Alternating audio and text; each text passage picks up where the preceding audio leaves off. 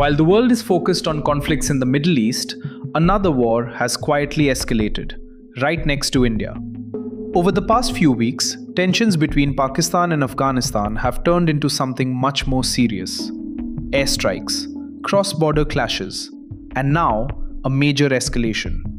Pakistan has launched strikes deep inside Afghanistan, including in Kabul, reportedly killing hundreds. Pakistan says it is targeting militant groups.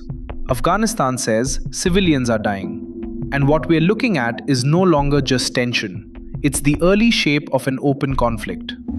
But this didn't begin with a single strike. This war has been building, slowly, quietly, for months.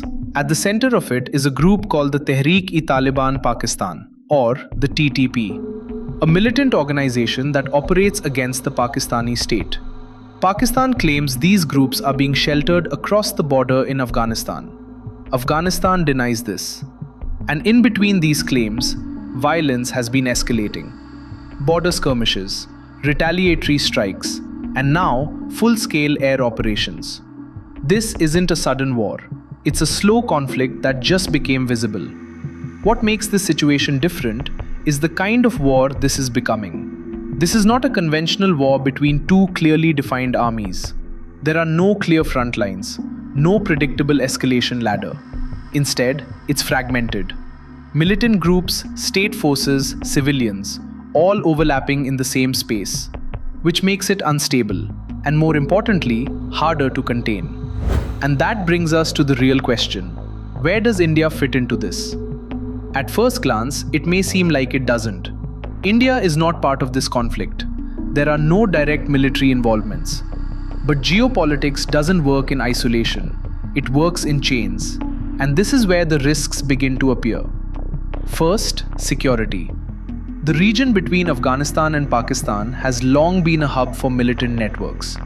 Groups don't operate within clean borders. They move, they adapt, they expand. If instability increases, these networks don't just stay confined. They spread. Second, internal pressure inside Pakistan. As conflict intensifies, Pakistan faces growing instability, economic stress, security pressure, political tension. And historically, when internal pressure rises, it often reshapes external behavior, sometimes unpredictably. Third, the broader regional picture. India already operates in a complex environment. On one side, Pakistan. On another, China. And now, a potentially unstable Afghanistan-Pakistan corridor adds a new layer. Not directly, but structurally. And this is where the story becomes bigger than just this conflict. Because what we're seeing is not an isolated war. It's part of a wider pattern. The region, from the Middle East to South Asia, is becoming increasingly interconnected in its instability. Tensions in one area begin to influence another.